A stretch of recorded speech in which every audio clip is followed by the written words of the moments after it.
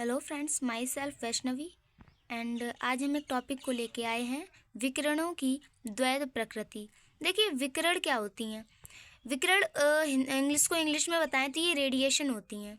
जैसे कि हमारा एक सन है, ठीक है। सन से जो किरणें आती हैं वो रेडिएशंस होती हैं। ओके, इसमें क्या होता है कि जो कुछ साइंटिस्ट ने बोला कि जो रेडिएशन होती हैं वो कणों के रूप में होती हैं, ठीक है, यानी कि फोटॉन्स। और कुछ ने कहा कि ये किरणों के रूप में होते हैं। तो इसके दो नेचर, किसी ने कोई नेचर से इसको शो करा, किसी ने किसी नेचर से।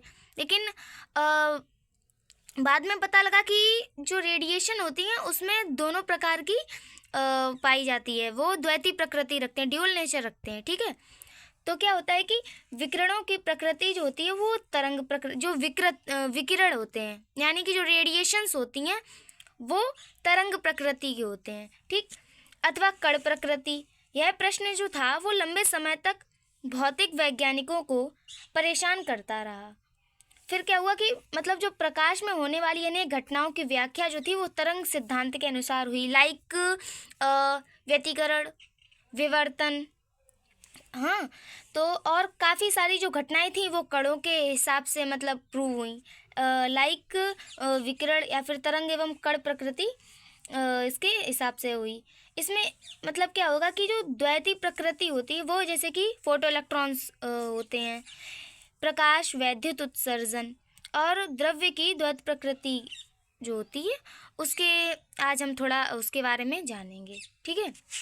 तो उसमें दिया गया है कि मैक्सवेल के विद्युत चुंबकीय सिद्धांत के अनुसार, मैक्सवेल एक साइंटिस्ट थे, उनके विद्युत चुंबकीय सिद्धांत के अनुसार विकिरण यानी कि जो रेडिएशन होती है वो वेव नेचर रखती हैं, ठीक है। ये तरंगे वैद्युत चुंबकीय तरंगे होती हैं। ये जो तरंगे होती हैं वो वैद्युत चुंबकीय तरंगे होती हैं जिनके संचरण यानी कि जिनको प्रवाहित होने के लिए किसी भी मीडियम की आवश्यकता नहीं होती है। और जो प्रकाश की जो तरंग प्रकृति के आधार पर, जैसे अगर हम लोग वेव नेचर को देखें तो जो वेव्स होती हैं वेव नेचर के आधार पर जैसे कि परावर्तन, अपवर्तन, व्यतिकरण, विवर्तन तथा ध्रुवण जैसी घटनाओं की एकदम सक्सेसफुली उनको डिफाइन किया गया है, ठीक है। लेकिन जो फोटो इलेक्ट्रॉन्स होते हैं यानी कि प्रकाश वैद्युत प्रभाव और कॉम्पटन प्रभाव, इसकी जो व्याख्या थी वो कणों के आधार पर ही करी गई। तो पता लगा कि जो हमारी उसकी जो रेडिएशन जो होते हैं वो ड्यूअल नेचर रखते हैं, ठीक। अब देखेंगे इसमें क्या होता है कि मैक्स प्लांक के क्वांटम सिद्धांत के आधार पर विकिरणों की प्रकृति जो होती है वो कण प्रकृति होती है। इस प्रकार विकिरणों की तरंग प्रकृति एवं कण प्रकृति दोनों होती हैं, अर्थात विकिरण की द्वैती प्रकृति होती है, मतलब उसमें दोनों नेचर पाए जाते हैं। अगर हम लोग ये कह दें कि ये सिर्फ कण ही है तो फिर हमारा प्रकाश वैद्युत प्रभाव और कॉम्पटन की तो व्याख्या हो जाएगी, बट फिर हमारा व्यतिकरण और विवर्तन, परावर्तन, अपवर्तन, ध्रुवण ये सब कहाँ जाएंगे। और अगर हम कह दें कि नहीं वो सिर्फ वेव्स के ही रूप में चलता है, कण हो ही नहीं सकते हैं, तो फिर ये दोनों व्याख्याएं नहीं हो पाएंगी। इसलिए कहते हैं कि वो अपने टाइम पर ड्यूअल नेचर शो करती हैं। वो किसी टाइम पे कण प्रकृति शो करती हैं, किसी टाइम पे वो तरंग प्रकृति शो करती हैं, ठीक है। इसमें देखेंगे कि इलेक्ट्रॉन उत्सर्जन क्या है। देखिए, इलेक्ट्रॉन उत्सर्जन जो होती है वो इलेक्ट्रॉन इमिशन होता है। देखिए, धातुओं के परमाणु की वाह्यतम कक्षा, जैसे कि हम देखते हैं कि कोई एक एटम है, ठीक है, कोई एक, ये देखिए नाभिक है, यहाँ पे बीच में प्लस लगा, ये इसकी कक्षाएं होती हैं बाहर, ओके हैं, ये कक्षाएं हैं जब बाहर इसकी। तो इसमें देखेंगे कि जो जैसे कि अच्छा चलो देखो, ये एक परमाणु है, ठीक है, यहाँ पे इसकी, अब देखिए जो एक नाभिक होता है इसमें बहुत ज़्यादा प्लस होता है, ठीक है, मतलब प्रोटॉन्स होते हैं और ये इलेक्ट्रॉन्स होते हैं। तो प्रोटॉन इलेक्ट्रॉन एक दूसरे को क्या करते हैं, अट्रैक्ट, और इसी अट्रैक्शन फोर्स की वजह से ये एक दूसरे के मतलब ये जो इलेक्ट्रॉन्स होता है ये इसके किनारे किनारे चक्कर लगाता है, ये अपनी स्पिन में भी चक्कर लगाता है और उसके किनारे किनारे भी चक्कर लगाता है। क्यों? क्योंकि ये इसको अपने आकर्षण से बांधे हुए रखता है।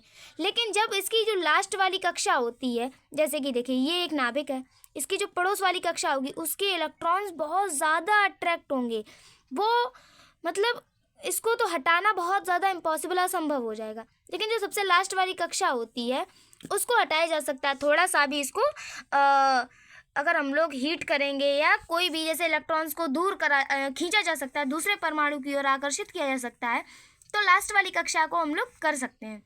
जैसे कि धातुओं के परमाणु की बाह्यतम कक्षा में उपस्थित मुक्त इलेक्ट्रॉन कम दृढ़ता से बंधे होते हैं, वो भाई उनके ऊपर फोर्स बहुत ज़्यादा कम। अब जैसे कि एक घर है, ठीक है, घर में जो बच्चे रहते हैं मम्मी पापा के साथ, जैसे कि ये बीच में क्या है, घर, और इसके बच्चे यहाँ रहते हैं, ठीक, घर में ही रहते हैं, तो बच्चों को सबसे ज़्यादा मतलब इनका माता पिता का फोर्स स्ट्रिक्ट होगा कि अगर माता पिता जो कहेंगे बच्चे वही करेंगे। बच्चे 20 किलोमीटर की दूरी पे कहीं रह रहे कुछ कॉलेज वगैरह की वजह से, तो उनका थोड़ा कम रहता है कि थोड़ा डर कम रहता है। अब बच्चा मान लिया कि कहीं विदेश रहता है तो वो तो जब चाहे जो चाहे वो कर सकता है, उसके ऊपर माता पिता का कोई फोर्स नहीं होता है। उसी तरह इलेक्ट्रॉन्स की लास्ट वाली कक्षा के जो इलेक्ट्रॉन्स होते हैं उनके ऊपर नाभिक का कोई खास बल नहीं होता है, ठीक है। इसमें देखेंगे कि किसी धातु की सतह से मुक्त इलेक्ट्रॉनों को बाहर निकालने के लिए, फ्री इलेक्ट्रॉन्स को बाहर निकालने के लिए जिस एनर्जी की रिक्वायरमेंट होती है वह उस मतलब जैसे कि कोई एक पॉट है, ठीक है, ये एक बर्तन है, ठीक है, यहाँ से हमको इलेक्ट्रॉन्स निकालने हैं, ठीक है। तो इलेक्ट्रॉन्स निकालने के लिए जिस भी एनर्जी की हम लोगों को आवश्यकता होगी वह उस मैटर का कार्यफलन, जिस पे जो हम लोग कार्य करेंगे तभी तो इलेक्ट्रॉन्स निकलेंगे, तो उसका कार्यफलन W कहलाता है, ठीक है। हम देखेंगे कि एक मतलब कि हम लोगों ने एक लगा रखा है सिस्टम, यहाँ पे बैटरी लगी हुई है, देख सकते हैं आप, और हम लोग यहाँ पे परावैंगनी प्रकाश या फिर अल्ट्रावायलेट रेज को करेंगे, तो यहाँ से क्या होगा कि जो इलेक्ट्रॉन्स होते हैं वो निकलने स्टार्ट हो जाएंगे, ठीक है। यही हमारा प्रकाश वैद्युत जो इसमें धारा होगी वो प्रकाश वैद्युत धारा होगी। देखिए, जब किसी धातु पर उपयुक्त आवृत्ति का प्रकाश डाला जाता है तो उसके पृष्ठ से इलेक्ट्रॉन उत्सर्जित होने लगते हैं और इन इलेक्ट्रॉन्स को प्रकाश इलेक्ट्रॉन तथा इस घटना को प्रकाश वैद्युत प्रभाव अथवा प्रकाश वैद्युत उत्सर्जन कहते हैं।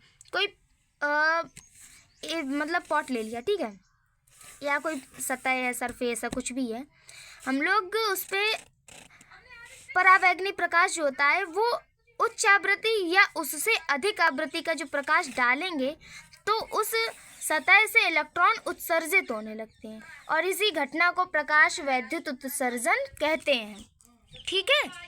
Thank you.